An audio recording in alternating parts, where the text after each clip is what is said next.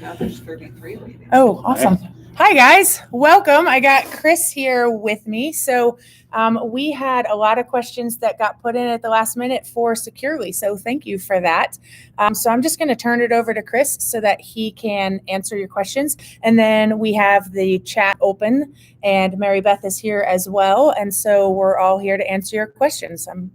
Go ahead, Chris. Hi, everyone. First of all, I have to say, this is awkward because I'm used to talking, but talking and just looking at myself in a screen is a little weird. I guess I'm not that egotistical yet. So we'll just kind of move on. So I guess we will start out with kind of an introduction of what we have going on over the summer. We definitely know that we want to support devices going home district-wide over the summer. And one of the big ways that we think we can do that is by offering families a little more control over the devices as they go home over the summer. As you all know, we have been piloting the security parental features over this school year. I think we have between 10 and 15 schools that were very successful throughout the pilot.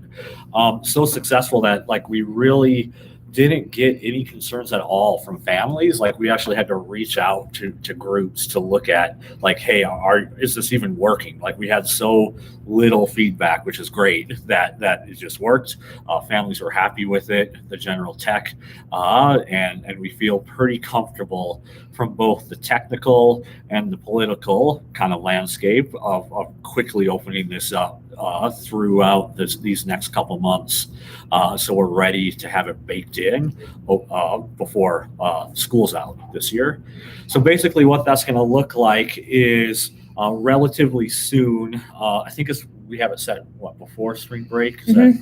Before spring break, we'll be pushing the securely parental monitoring feature out district-wide. And I know one of the questions that we've kind of asked internally, and I'm not sure if it's on the list or not, is what is district-wide? Is that TechforEd or is that district-wide? And in this case, it'll be district-wide. We just figured that's easier for us to manage because we know that there's obviously the TechforEd schools that we want to support, but then other schools may or may not choose to do things with Chromebooks over the summer and throughout the rest of the school year.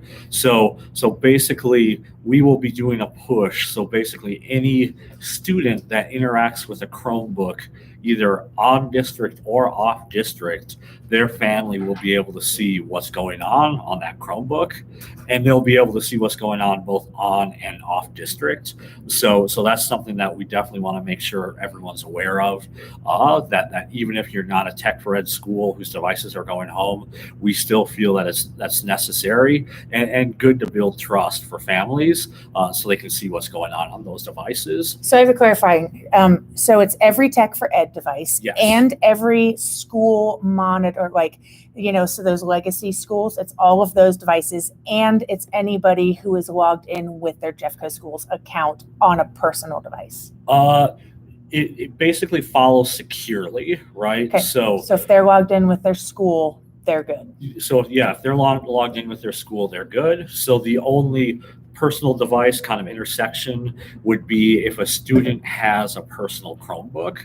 When we rolled out Securely before, remember those talking points, we said that Securely does a much better job of those older filters that we had, so it doesn't filter on the Chrome browser or on a Mac or something like that like our old ones did, but it still is not quite smart enough to detect what's a district Chromebook versus not a district Chromebook. So yes, there would still be monitoring on a non-district owned only Chromebook that a student would log into with a district account. Okay. But we still look at that as that's the district's account, and we're really just feeding information back to the parents. So that's less of a risk than filtering the device in my mind. So yeah, we'll be pushing that out to first give parents that capability to see what's going on the devices. And then shortly after spring break, we'll be flipping another switch because we know that once the tech is baked in, really all we're doing is changing settings. So we don't worry about technical things going wrong as we make changes more quickly. finishing out the school year. So the switch we will be flipping after that would be starting to give parents control over what's going on the Chromebooks. Only when the Chromebooks are at home. Securely is able to detect off and on network usage. We know that that's a feature that works well because that's basically how filtering works on Securely. So it uses that same type of technology to detect when the devices are on our network versus off of our network. And when they're off of our network, it basically allows parents to have control over the device. And Securely has given us three options for that control. We can either allow parents to block by category. We can allow parents to do whatever they want, which is scary because whatever they want is whatever they want. Or we can allow parents to add some things, so unblock some things in categories or block categories. We've chosen to start out with the most cautious approach, which is we would like to give parents the option to block some choice categories, some categories that we think parents would most likely want to block. So we're really looking at the social media categories, the streaming media categories, and the gaming categories of giving parents the ability to block. Like I said before, that's something that as we see that evolution of use, we can quickly make changes to what categories families would have rights to change or not change. But that's where we're going to start. And like I said, that would be only when the devices are off the network. So I know one of the big questions that we've seen a few times is, well, why can families do that off network and we can't do it on network? And it's a couple different reasons. The easiest one to explain is just scale, right? Like it's really easy for a family to monitor and make quick changes to one or two students' Chromebooks at home, right? Little Johnny wants to watch YouTube. Mom on her phone literally checks the box and YouTube's open, and she checks it and it's closed. We can't do that for 85,000 kids. We cannot just check on, Mrs. Smith's class wants to watch YouTube today. Let's turn it on. Mrs. Smith's class is slacking off tomorrow. We can turn it off. Like we really have to focus on kind of classroom management with that because we just can't. We don't have the ability to make those changes quickly enough and with enough fine-grained control at the district level. So that's kind of why we're in the space that we're in with that. And I had another thought around there as well. Let me see if it comes back to me. So while you're thinking about it, if a family wants a lot more control at home and wants more control, like I want to block YouTube, but I don't want to block streaming, then they have to go through their Wi-Fi provider, like Xfinity or something like that, just because we wanted to keep it more simple. Yep, Xfinity or your Wi-Fi provider, a technology called OpenDNS, which is relatively inexpensive, basically acts just like our web filters do at here at the district, where you can set that up on your home router as well. There's a free option, but I don't think the free option provides any more value than Securely does, because the free option is category by category, where the paid for option, you can have that granular control that some families might want. But then, as I've worked through this with schools, thinking about like blocking Netflix versus not blocking Netflix, it's really a behavior we're looking at, right? So if a kid is making choices to not pay attention in class, yeah, we can block Netflix, but then they would go on to Vimeo, and then we'd block Vimeo, they'd go on to something else. And it would come down to, we'd have to start to make tough decisions around what we're using right now, YouTube, right? Mm-hmm. Like I could find most of The Office, if I'm willing to watch it 15, 20 minutes at a time, out there on YouTube, pirated versions as they come and go. It's not legal, but it's there. So if I wanted to slack off, I could still use district supported school tools to slack off, unfortunately. So we get into this whack-a-mole game if we start to block one site versus another.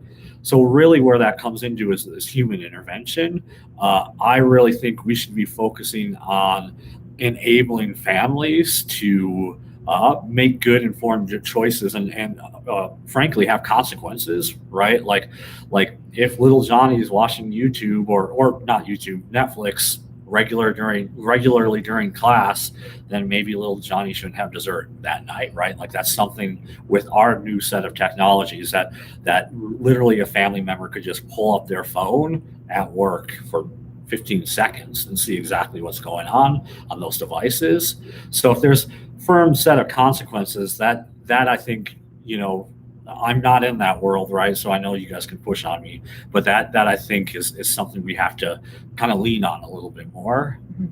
So there was also some questions about what communication is going to come out from us. So Tanya just posted in the Schoology group some talking points. There was a couple of links to some resources for schools in there. And then as each of these rollouts come, we're putting stuff in there will be some communication in the leadership memo, which is basically what Tanya put into the Schoology group, was what was in the leadership memo in case you didn't catch it. So each of these rollouts, be looking for that information.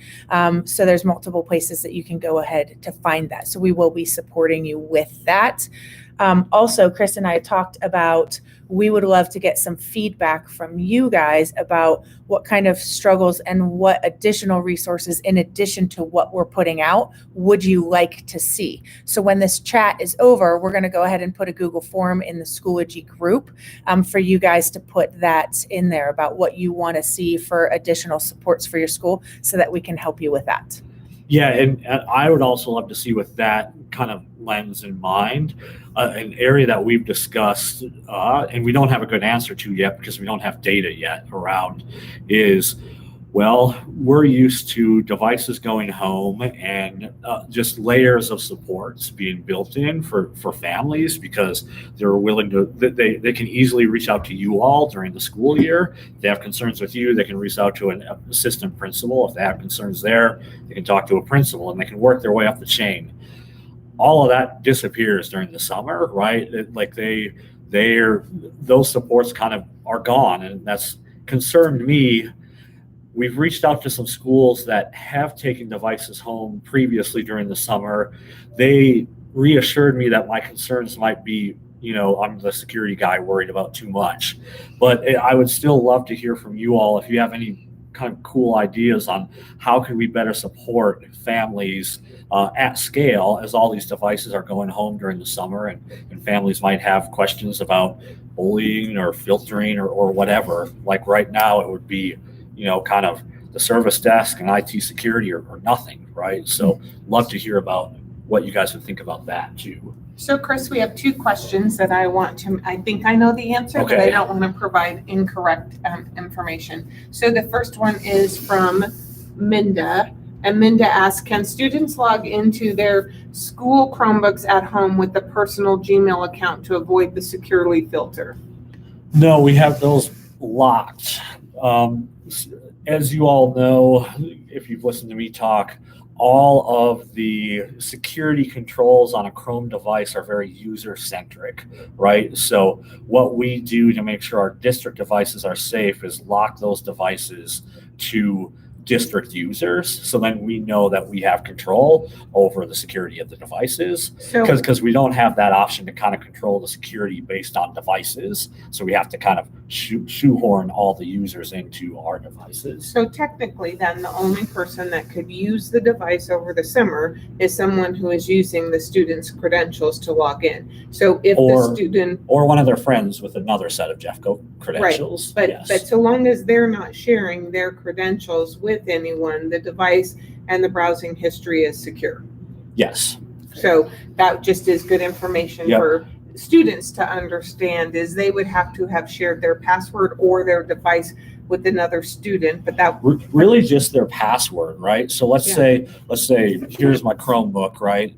And I logged in as little Johnny, and my parents can see my securely accessed through little Johnny's account. If I gave it to little Susie, she would log in with little Susie's account. Her parent would see that. It's tied to the user, not to the device. Right. So it really is incumbent upon a student to keep their password safe and secure. Yes. So that would be maybe important information to share.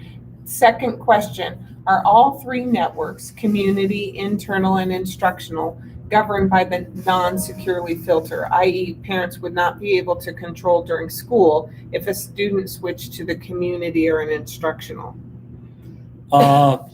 Yes, all three networks would be controlled by, Securely would recognize those as district networks, so they would be controlled by the district's filtering rules. There's one caveat there.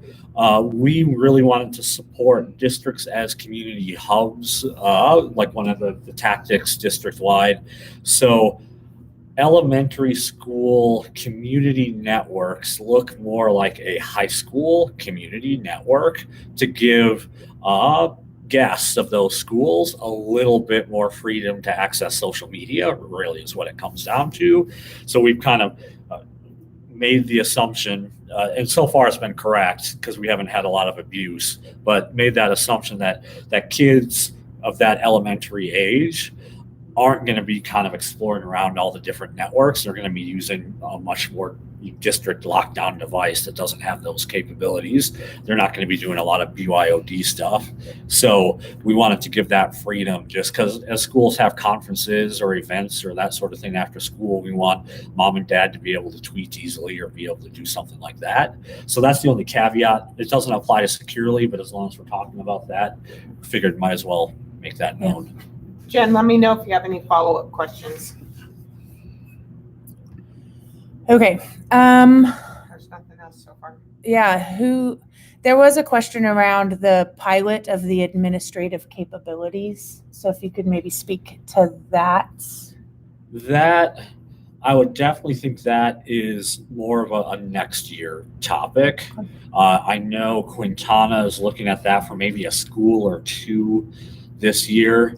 But as we know, like this year's already slipping away from us. Spring is typically hectic, but unfortunately this spring is going to prove to be more hectic than most. Mm-hmm. So realistically, I think that's going to be a next year type of discussion.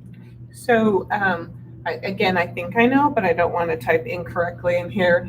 The parent talking points were shared in the Schoology group this morning, or they're coming? Tanya posted what was in the leadership memo in Schoology. So yes, it was posted this morning in the one-to-one lead. It's also available in the leadership memo links on both. Okay. So Amy, if you have questions beyond that, let us know. Angel asked, can a teacher or principal see the browser history for a student as well? That would be more of those administrative functions that we'll be looking at next year. Two ways to do that right now is if it's something simple, a teacher or the principal can just ask to look at the browsing history. We don't allow that to be deleted on devices. If they don't trust that, then we can quickly create a report. So that would just be the principal would put in a ticket to information security. Our turnaround on that's usually less than a half a day because it really is like just create a report and PDFs it and sends it off. So it's super simple for us. So that's currently the state that we're in, and we're hoping to offer more next year. Okay. So another question, is Jeffco piloting or looking to pilot Securely Classroom as an alternative for schools to purchase instead of land school? So I spoke briefly about that at the TechforEd meeting, just saying that you, Sean, and Becky and I were looking at it if we were able to identify the funds. And so that is an active process that we're going through. We need to determine, does it meet the needs that have been identified by all of you? And we've asked a couple of digital teacher librarians to help us look at that. And then we have to see, is it cost effective for us to be able to purchase that as part of our digital tool package? So fingers crossed that something might work out, but no guarantees. Okay, thank you. Another question about if parents have determined they don't want their student using a site, Netflix, games, etc. at home, how do we handle the natural questions of why is my kid on Netflix during class? So that, I feel like part of that would go with whatever this decision is coming down the road. Right. But I think that that question really is a question that I would grapple with at your school. Why is a student on Netflix if it's during class time? I mean, I can't answer why a student is making that choice. First of all, the parent is providing the student the username and password to access Netflix at school because it's personal, it's purchased by the family. So that's the first question. And second question, that's really a classroom management functionality of why are kids going to sites they shouldn't, or a family conversation about what are your expectations of your student. There's no way for us to technically block a student from making a poor choice in every way. We can block a category, but they find a way around it. We've had kids install alternative VPNs, and I mean, we catch a lot of it, but part of it really is how do you manage misbehaviors that are not technology at a school, and how are you managing behaviors at that are related to technology that are similar, but there's just a device involved. Yeah, and I take that even a little further, flip it on its head. Like back when I was going to school, if I chose to slack off, I would have to slack off so badly, so obtusely, that my parent or my teacher would have had to call or email my parent, inform them that I was really not doing well in class, and then there'd be consequences.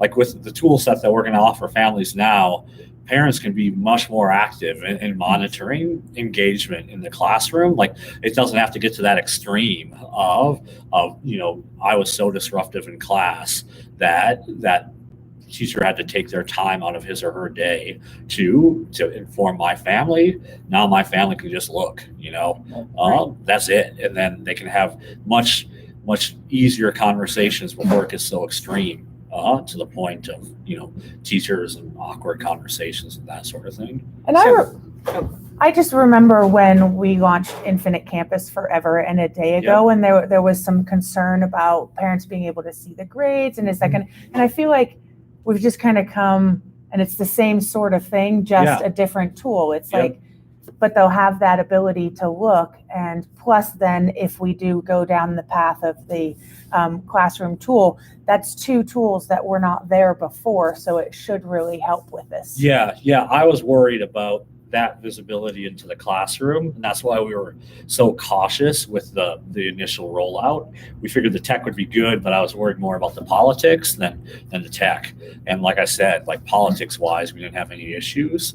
So I think especially if we own it as a district or as classroom teachers, hey, like check on what little Johnny or little Susie's doing in the class, like help be active and engaged. If we all own that, then we're being proactive about it, and then it's not some awkward reactive conversation. Okay, a couple of questions have come in. One is Securely has already been pushed to our families. So this is coming from a school that was a part of the pilot. How can the school pull data to see how many families have downloaded it? How often are they checking it? What features are they using? What kind of analytics, if you will, is the school able to access at the site level or at the district level? Shockingly, Securely doesn't provide that info.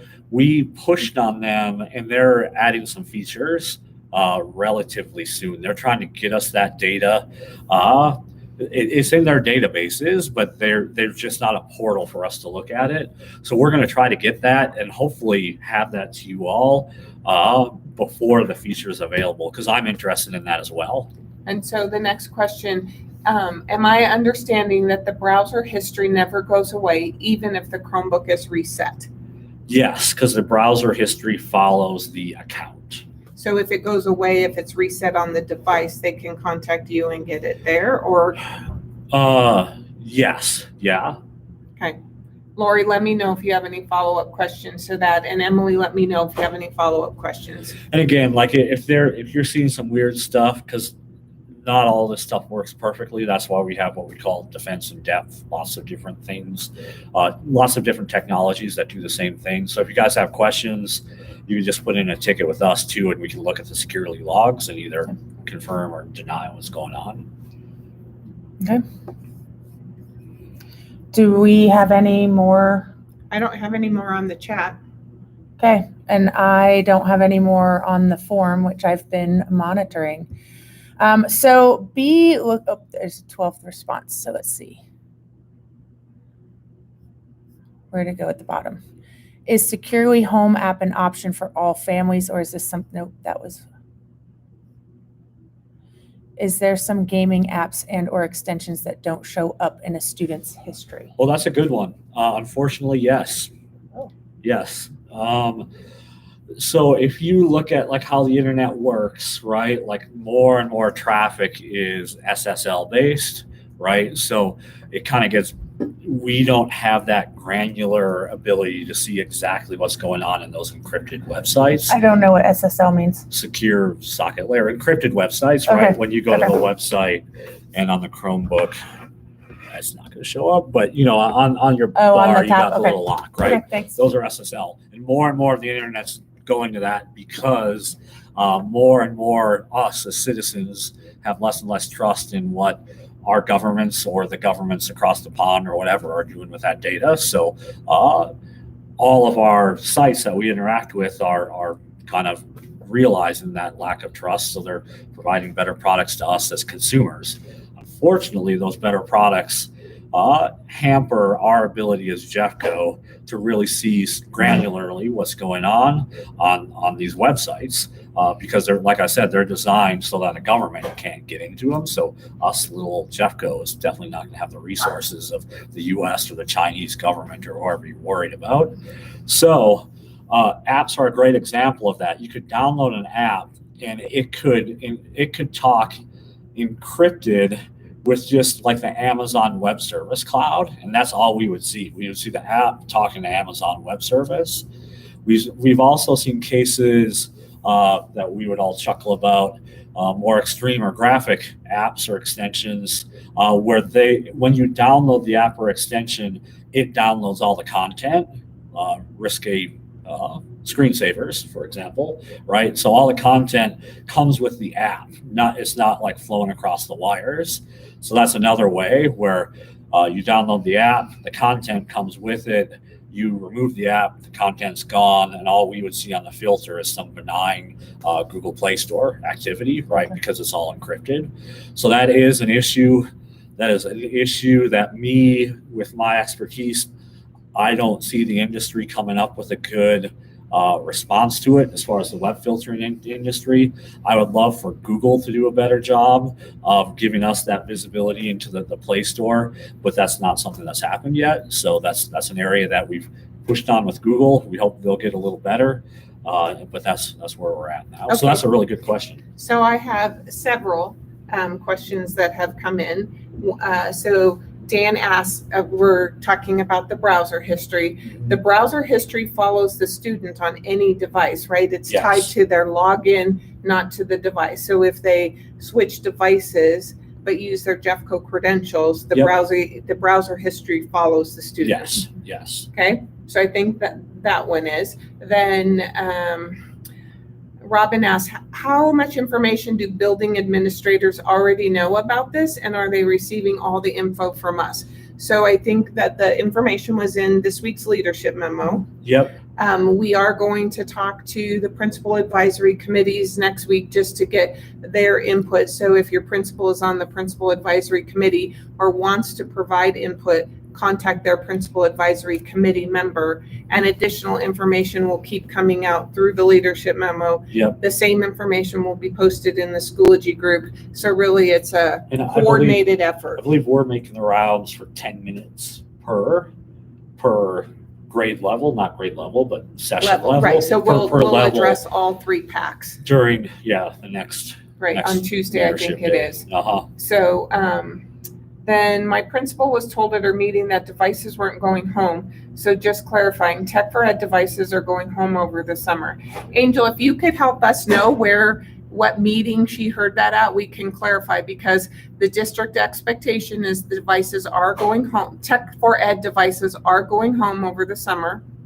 Parents do, just like they have the option now not to send them home at night. Parents do have the option, if they don't want the district device in their home over the summer, they do have the option for the district to keep them, and we're working out those logistics and don't have answers for that yet, right, Becky? Correct. Okay. The plan, though, is to have answers to that by the March, for sure, by the April meeting. So it is planned out to be coming soon. So Jose is following up on Dan's question. If a student is using Safari but logs into the device with their Google Suite, does that also get logged in securely? Let's see. So Safari, that would mean I would assume they're on an iPad. So no, because securely would detect that device is an iPad and turn itself off. So that's me reading between the lines of the question. So if a student were to install another browser, yeah, but Safari would be, I think that's an iOS only. right? But yes. But I think if it's not Safari, let's just say it's Firefox, I don't know, will securely track the browsing history regardless of the browser a student uses. It would, because it ties in with the operating system of the Chrome OS device. So it would look at that. Like I said, it would look at some of the extensions and that sort of thing. But like I said, that traffic's usually pretty nondescript. It sees it, but we just can't tell what it is. So would see all of that. Yes. And then if school was a part of the pilot, but maybe all of the parents didn't opt in at that point in time, is there an opportunity now for them to opt in now? Because we don't have the ability to see any back-end data. We don't know who is or isn't using the feature at home. That basically what Securely does is it marries the students' accounts to their parents' email addresses out of campus. So like that relationship's already there. So I don't think there's anything stopping a family from signing up after the fact. As far as resending a message to those families, that's something I'd have to check on. But yeah, I know they could sign up anytime they want. It's just, could we push something? I'm not sure if we could push something again to those other families. So now we're switching back to the browser history conversation. Yep. Okay, just because we got a few conversations going on. So if does the securely track the browsing history on a non-Chrome OS device? It would only track, so I'll answer it two different ways to make sure I'm complete. Securely is installed on district-owned iOS devices. iOS manages everything in a device-centric way instead of Google using a user-centric way. So on iOS devices, it just follows that device. That's it, not the user. So anything that happens on an iOS device happens on an iOS device. And then expanding that outside of Jeffco-owned devices, the only way that Securely would track what is on a non-Jeffco-owned device is if a student were to log into a non-Jeffco-owned Chromebook with their Jeffco account, and it would only track that session. You know, like whenever that student's logged in, it would not, once they log out, it's not tracking anything else. It's just tracking when that student is logged in. Because Securely, like I said before, it can detect what device it's on. And it, like I said before, it turns itself off when it's not on a Chromebook, but it's not smart enough to know if it's a district Chromebook or a non-district Chromebook. It is smart enough to detect Dell laptop, Apple laptop, an iOS device, that sort of thing. So following up on that, is Securely only tracking on Chromebooks and not Windows or Macs? Correct. So then if a student makes a poor choice on a Windows device or a Mac device at school, talk us through what options a school has in that regard? That would be kind of the more traditional options that we've had for like the last 15 years, like since I've been here, is if it's something moderately serious, you put in a ticket with us and we look at our other web filter logs on the firewall. If we think it's a more serious potential type of issue, more serious, I would say, would be serious bullying predatory behavior, serious hacking or something like that, pull the device aside and we'll do forensics, right? Just like the FBI or police would do, is we do forensics on the device to see if something serious was going on. Okay, those of you asking those questions, let me know if now you have follow-up questions to that information. I suggested that the person that with Emily that would like to resend that, just that she send you a reminder email after this. Yeah, that'd be great. Yes. Otherwise, we don't have any new. It looks like the two, Dan and Jose, who were asking the questions, both seem like they have their questions answered. Okay. So if there's something else anybody would like to ask while we have Dan, Becky, or myself here on any topic related to Tech4Ed, let us know. We're happy to entertain other questions non-related to Securely if you'd like. And a reminder that as soon as this is over, we're going to go ahead and put in a form on Schoology to capture any additional supports that you feel are lacking that we could get out for you around these topics. So I don't see any other questions coming in. So I say we'll sign off. You guys know where to reach us if you have follow-up questions. Thanks so much for joining today. Have a good one. Thanks, everyone. Bye. Have a great day. Oh, here's a question.